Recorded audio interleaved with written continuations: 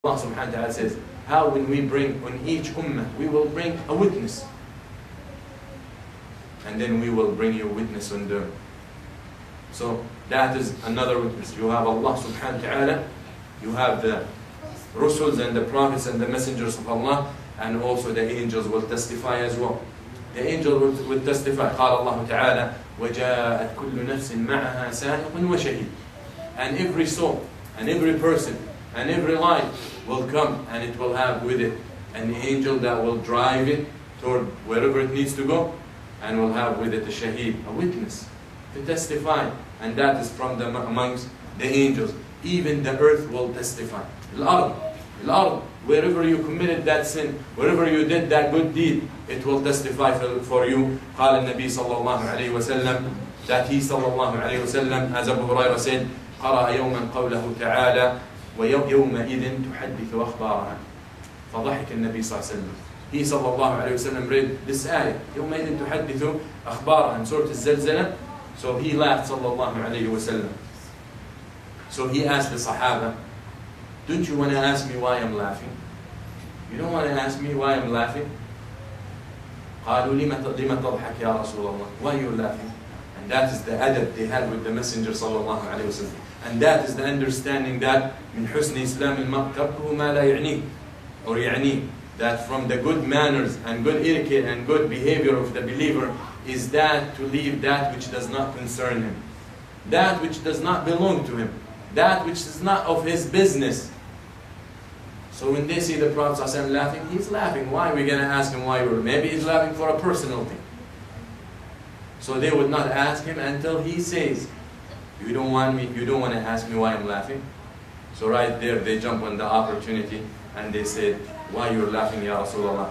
قال أخبارها أن تشهد الأرض على كل عبد أو أمة بما عمل على ظهرها. أخبار يومئذ تحدث أخبارها. That day, Allah subhanahu wa ta'ala says, that day the earth will tell its news, will reveal its news. So what are the news that Allah subhanahu wa ta'ala talking about? That the earth has, يقول النبي صلى الله عليه وسلم, the earth will testify on each slave, man or woman, what they did on its surface. The earth will testify, that's the meaning. That is the tafsir. You know the tafsir of who? Of the Prophet sallallahu alaihi wasallam. He says the earth will testify on every man and woman what they did on its earth, and where they did it, or on its surface, what they did, and when did they do it, and what did they do. يقول النبي صلى الله عليه وسلم أن تشهد الأرض على كل عبد أو أمة بما عمل على ظهره فتقول يا رب لقد عمل كذا وكذا يوم كذا وكذا فهذه أخبارها. The news of the earth on the day of judgment, that it will say so and so did such and such on the day of such and such. So these are the news. So the earth itself will testify. So as it was said, one of the ulama has said,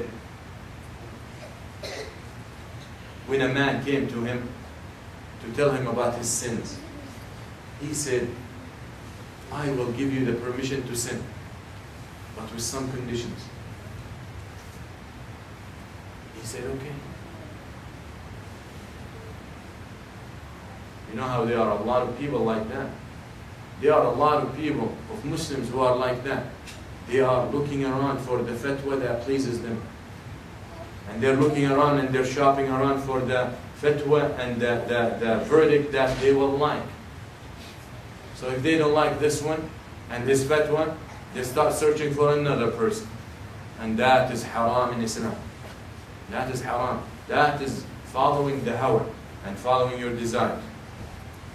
So if he divorces his wife and he goes to ask the first imam or the first knowledgeable person and he tells him it counts, he doesn't take it.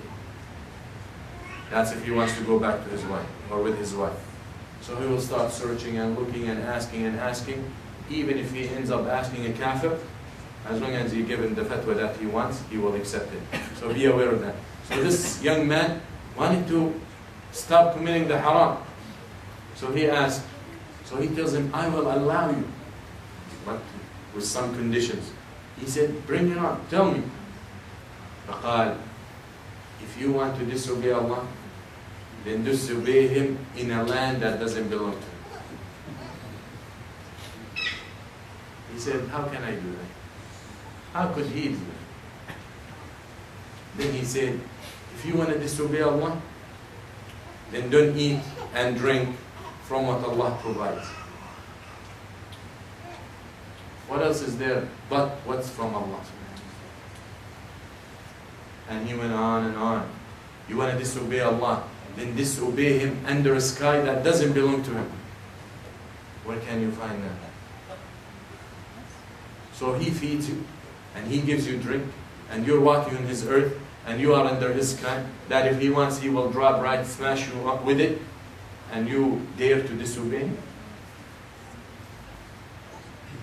So the land and the earth and that room you lock on yourself and the curtains you close, thinking that no one can see you, remember, if there is no one who can see you, the earth is seeing you where you're standing. If you can't feel the presence of Allah, and know that Allah is watching you, and know that there are angels writing what you're doing, at least you should know that the earth you're standing on is writing or remembering what you're doing to testify on the Day of Judgment. So we should have some shame. فيجادل الله سبحانه وتعالى فيجادل العبد ربه. After the earth will testify, the slave will complain and will argue with Allah.